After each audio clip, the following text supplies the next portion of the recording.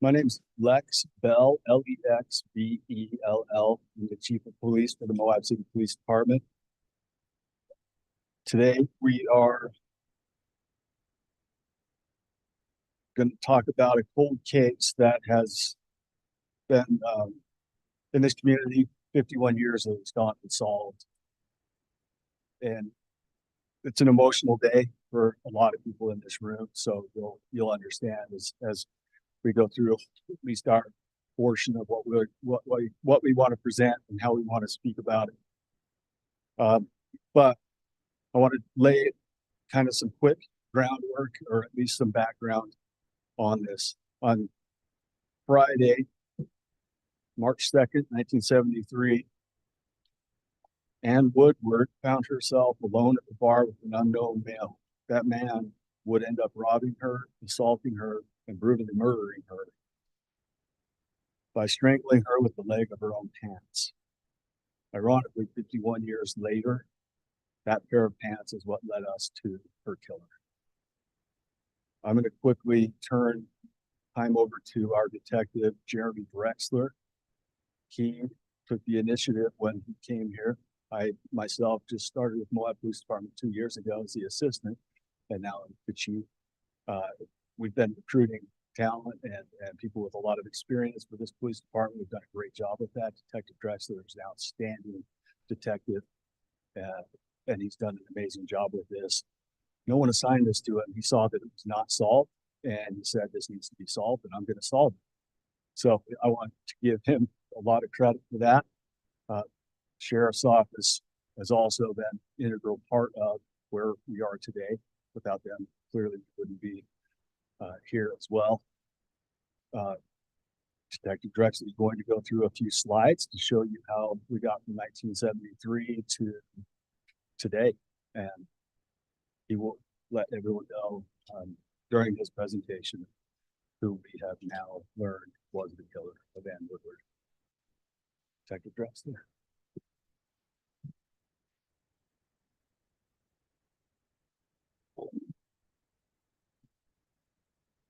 Thank you, Chief.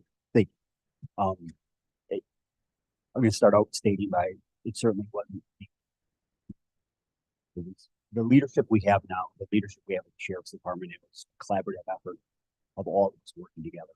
I will admit I'm a driving force, and I was not going to stop until I figured it out, and we figured it out all together. But so on March 1st, 1973, Ann Woodward, owner and bartender of Woody's, left for work, and she never came home that night. Ann was a devout Catholic and a member and a mother of 4 children when she was murdered in her bar at closing time. A bar patron that frequented Woody's bar. He worked at the Rio Alga mine and would frequent her bar. He was one of the plus 30 suspects at the time that they interviewed and went after, if you will, in 1973. Today, after 51 years, 2 months and 19 days of this crime going quiet in the city of Moab, I can now announce who is responsible for Ann's murder in the early morning hours of March 2nd, 1973.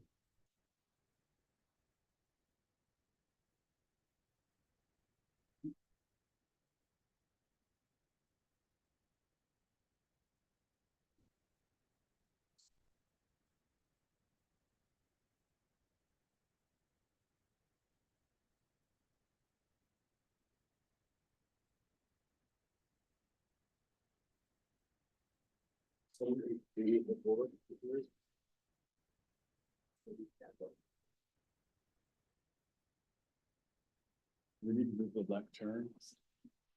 Where do you see this?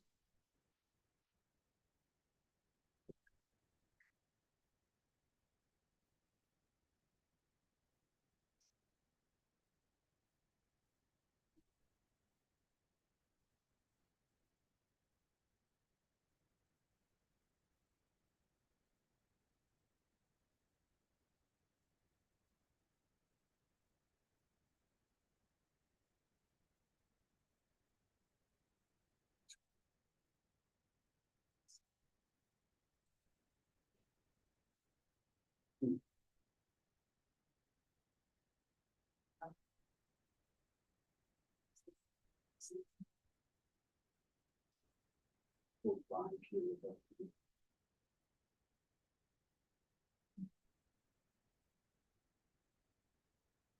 typical fashion at work. I think we'll get shot here.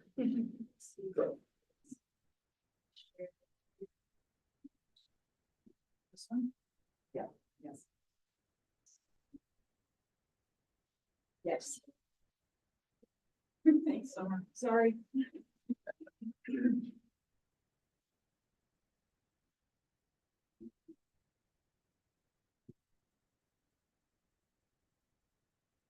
This person is Douglas Keith Chudamalka.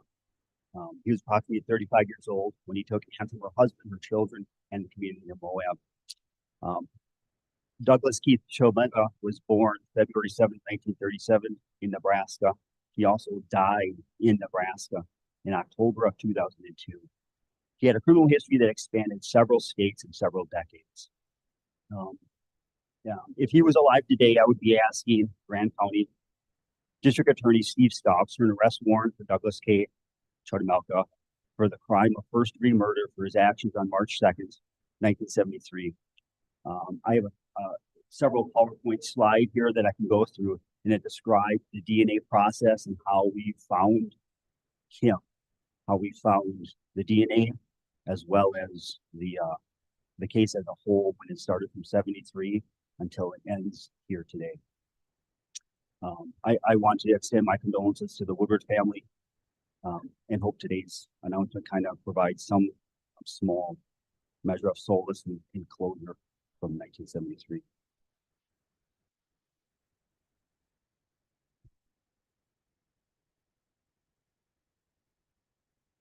Yes. The DPS website has Ann's case up, as well as a lot of newspapers had done a lot of background on it in 1973. That's one of the crimes photos from the exterior back in 1973. These are the two main gentlemen that obviously did the investigation, Sheriff Bowman and Chief Melvin Dalton. Exterior of Woody's at the time. Another exterior shot of Woody's at the time from 1973. The interior of Woody's in 1973. You have to remember this is 1973. None of these agencies at the time had any type of cameras. Nobody had a camera. We actually had to ask the news media to come take photos. So there's an interesting time for that. And was sitting at the bar at one point or another with another person. That person was unknown. We were able to determine that Ann was sitting where the green was, and the red circle that you see there was somebody that was sitting next to her. Now, this person that was sitting next to her in the red, we have no idea whether or not he was the one that committed the crime, because the crime that was committed was around 25 feet away. 29 items were collected at the scene by the Sheriff's Department at the time. Every single item that you see here had been sent to the Federal Bureau of Investigation. Every item had been sent to the FBI. Both agencies were pretty diligently trying to figure out who it was. They took some hair samples from many suspects. They honed in on Doug pretty early on as well. They took hair from Doug and sent that hair and fibers in to try to match it with hair and fibers that were at the crime scene. They also took Doug's fingerprints at the time to try to match it against the glass that you showed there as well.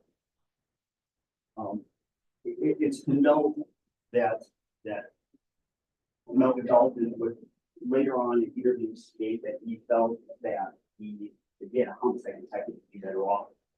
He felt that he didn't do enough for the case.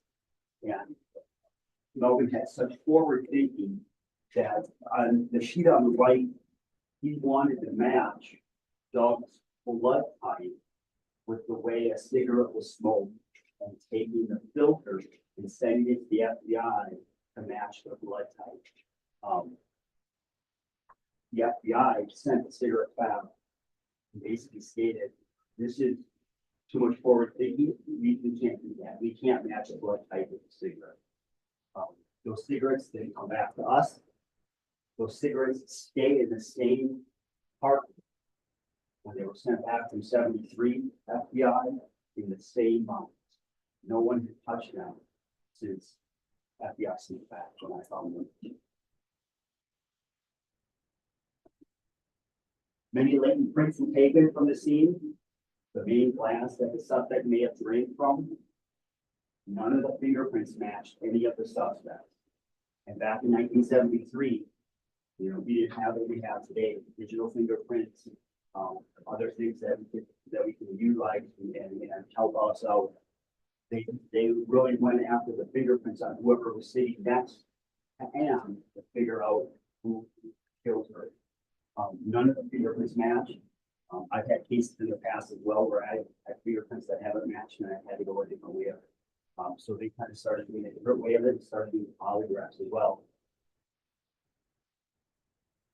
The case keeps on early up, obviously leaving polys and all that. However, lots of evidence is sent in. A lot of the suspects, 3 or 4 of them, according to the notes that I read, got a freeze and no longer wanted to talk. So at that point, the case goes quiet. You're going to see in there that I name it quiet. Obviously, what's that GPS website as a full case, but I renamed it quiet because after I took it and started walking around and speaking to people with it, there were a lot of people that wanted to talk about it. So the cold to me gives the connotation that it was forgotten, and it was absolutely and it's not forgotten at all. It was not forgotten. It was just quiet. Just gotta ask the right question. That mic towards you. Which That Oh, right here. big piece. Yeah. Or just twist. There we go. Like that. Is that better? A little louder, yeah. And oh, there we go. In 2006, Police Chief Mike Navarre officially opens it up. I utilize Mike a lot in this. Mike is with us here today. Mike was my historian in this case. There were many times stopping at Mike's house, sitting at his kitchen table, and just talking back and forth. Mike, I know, wanted to solve this very, very badly before he left the police department. Mike paved the path for me as well. Actually paved the path for us, for our agencies to solve this with some of the notes that he had, his historian views on it. He opens up the case in 2006. He technically started working on it in 88, he says, because it never went away. He's given playing cards that are there. He's also given a couple of glasses. And at the time, Mike believes that the glasses are from the suspect and the victim. However, later on, I find out that the glasses that he gets were not from the bomb. They were actually taken from the state, and they were extras that were there that were given to them. The DNA comes back inconclusive on the glasses that he had sent in back when he did the investigation from 06 to 2011. 2 months after I arrived in Moab, I was hired as a detective here. I kind of start running with it, start looking at the case. The case jacket was quite thick. It's handwritten notes. 1973, there's no records management system. I just can't go to the computer and say, hey, this evidence is here. Hey, this note here. This is a written statement here. But a couple of dates that I wanted everybody to learn here. In January of 2023, there's an FBI analyst in the FBI lab. Her name's Nicole. She found 15 of the fingerprints from 1973 in the FBI archive in Michigan. These fingerprints have never entered APHIS before. So I immediately wrote up a letter having these fingerprints entered to APHIS to do the automatic fingerprint system, which was created by the FBI in 1999. September 14th, 2023, we find 2 boxes of evidence in the back corner of the evidence room in the sheriff's department where all their older cases are.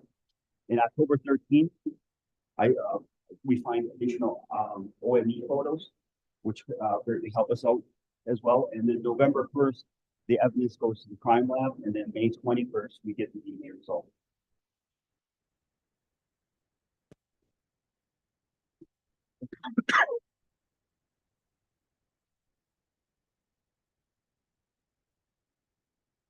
So January 20th, the fingerprints are found. There's 15 unknown fingerprints out of the 15 that I was told from the FBI lab. 13 of them were viable and viable leads they can be placed in the APIS system for matches. They had never been seen the light of day until 1973. Those fingerprints are entered in. All of the fingerprints come back inconclusive again at that point to APIS. On September 14th, 2023, myself and Investigator Whitney with the Sheriff's Department go over to the storage area of the Sheriff's Department. At that time, in the back corner, where some of their old case files are and their old cases are, we locate 2 boxes, and inside those boxes, are all of the evidence that was collected back in 1973. Everything that you see there at one point or another had gone to the FBI lab and had come back. A couple of those pieces of evidence had actually gone over to like Dallas lab, and it had actually gone over to the state Utah lab, and everything came back in those 2 boxes and was kept there like it should have been with the Sheriff's Department. Inside, obviously, is the clothing that Ann wore that night when she went to the work. When you're looking at this photo, you can see that she had Kleenex in each pocket. However, in her pants pocket, in the left pocket, there's a Kleenex missing. And one of the crime scene photos, the Kleenex is actually out on the floor. So when we get this evidence, I now know that the suspect had robbed her. He had put his hand in her pocket and took out the money that she won that night in Plain Poker. And when he did that, he had Kleenex from her pocket and discarded it on the floor. That's why I have a missing Kleenex there. A lot of the other evidence that was obtained, everything from 1973. You have to understand, I was born in 1977, so this is 4 years previous to this. So this is really going into a time machine. When we found this, it was a moment where you sit back and you watch what you're doing, because this is it. This is where we find out who did this. A lot of hair samples were there, fingernail scrapings, everything that was there that would have been collected back then. Everything was there. The small little envelope there below the ashtray is actually the sealed container of the cigarettes, of the cigarette butts from that night. I devised a tier area for our crime lab, for the state of Utah's crime lab, to design, and I put it in different areas. We then get together with the crime lab and we state that we want DNA in 1 circle and we would love DNA in number 3 circle, so we can tie in what we've got to the person that might have done this. I deliver all the evidence to on November 1st, 2023. All the evidence goes to the crime lab. Out of 29 items that you saw before, it balloons to around 84-ish items after I categorize and everything. The crime lab wants about 40 of those. They want around 40 of those. So I hand deliver them to the crime lab. May 21st happens and the DNA results come back. The green circle is where Ann sat with that plastic up and she was smoking her cigarette, which was her carry food at the time. The red circle and the the red circle and the yellow circle as well that you can see there. We had never known who had sat there. She felt and wanted to match the blood type with the cigarette smoke, and he could not do that. The FBI said we could not do that. However, the DNA from the cigarettes and the 2 camels that were there, Doug Chudamel is the only one in the entire world that was sitting next to her that night. And his DNA is in those cigarette butts. And that's what he linked him to that scene. Now, that doesn't necessarily mean that offhand that he was our guy. So they didn't have his DNA from the previous hair that was pulled from Melvin Dalton. Melvin Dalton said that he felt that he didn't do enough, but Melvin absolutely did enough. I'm sure he's listening to us now after he passed, but what Melvin's efforts was at that point, he helped us out with raising this. So the lab took part of the pants and did inside and outside swabs of the lab, or I'm sorry, inside and outside swabs of the pants as well. And DNA obviously is on there because she's wearing the pants. However, it's got moderate support for inclusion for Doug on the inside and outside the waist of her pants. As you can see here, it says the student number of contributors and it shows 4. Ann is 1. Doug is strong or moderate support. And then the other 2 that you are seeing there are what's called a low level frequency or a low level contributor of DNA. That low level contributor would not have been enough to remove the pants. It most likely what it is it's our Office of Medical Examiners back in 1973 when they had to do what they had to do to put the evidence together. They brushed against or removed the pants, and that's what we've got there as an extra contributor.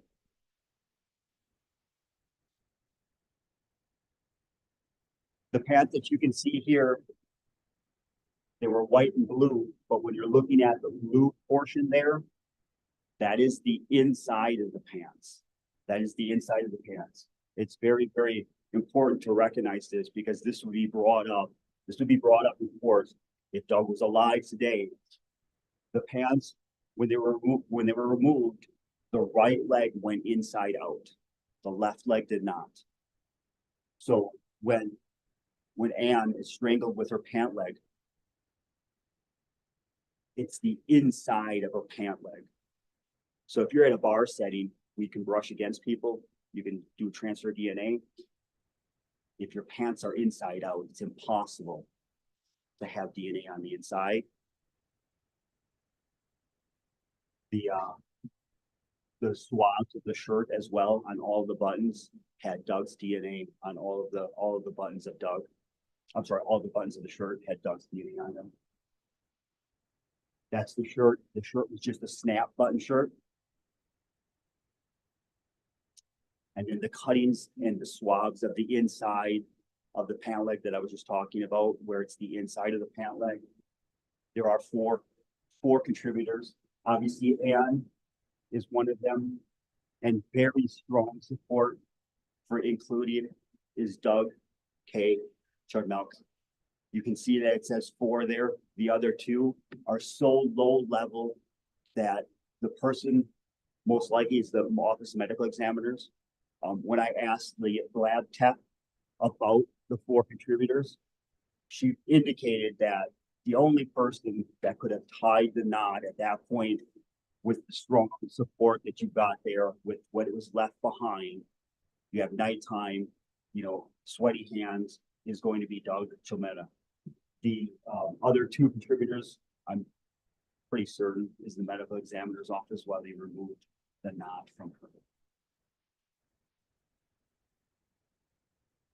The areas in red there is all of the areas where Doug's DNA was found on Ann's clothing that night after it was sent to the medical examiner's office, came back to the sheriff's department and stayed in storage for I think it was 50 years.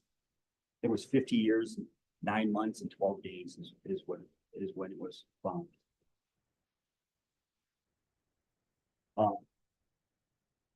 Like my notes said before, if Doug was still alive, he died in 2002, I would certainly ask for an arrest warrant to go to Fremont, Nebraska and arrest Doug for this crime.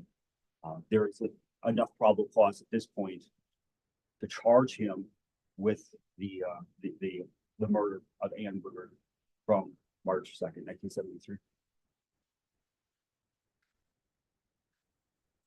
We are still currently testing 2 other items as well. The lab has those. I have been informed by the lab that we will probably see results within the next 2 weeks or so.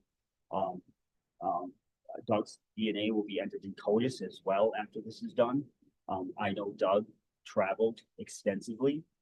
He was brought here by the mine. He worked with the mine. I know for a fact that Doug has criminal history in Alabama, California, Nebraska, and Iowa.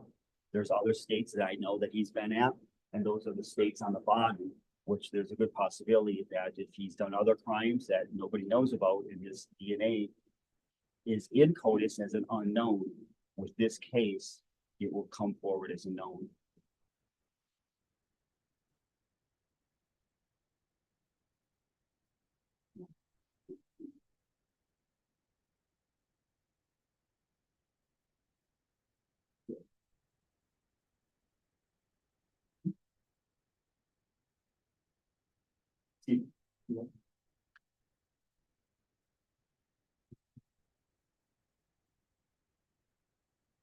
My name is Stephen Stocks. I'm the Grand County Attorney. First, I want to thank law enforcement for their investigation of this case, especially Detective Drexler. He has provided me an opportunity to review the evidence you've seen today thoroughly. And based on my review, I strongly believe there would be probable cause evidence to support a charge of murder against Doug. Unfortunately, he has passed. Had he not passed, we would have filed criminal information against him. We would have asked for an arrest warrant and an extradition. I hope today brings some closure to the family, because I truly believe that had this case been presented to a jury, he would have been found guilty beyond reasonable doubt for the murder of Ann Woodard. Thank you.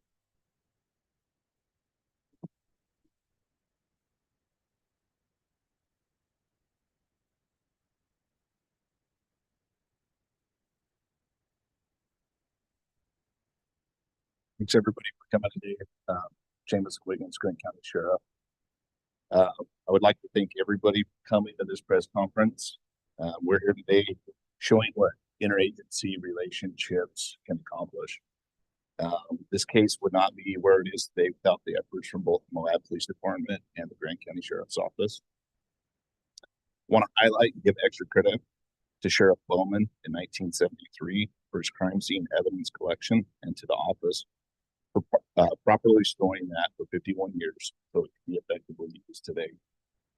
Also want to give another high praise to Detective Drexler from the Moab Police Department for his commitment and initiative in bringing attention and expertise to solving this case. I'd like to also thank, at the time, and later it became Sheriff Nyland. He was the detective on scene that day with the Moab Police Department. Chief Navarre and my investigator Nathan Whitney for finding the evidence that was stored in the items for 50 years. And to everybody else that played a role. We appreciate it.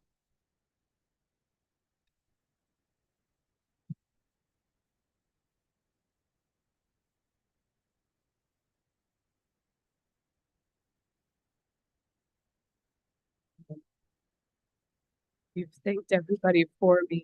I just on behalf of the Woodward family, I want to say thank you so much for caring to go and look for that.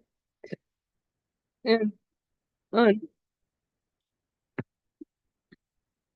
thank you for both agencies for putting aside any history that prevented that collaborative effort.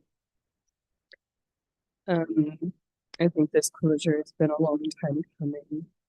And I just want to thank all of you that were involved. And if Bowman and Mel Dalton were here, I would thank them as well.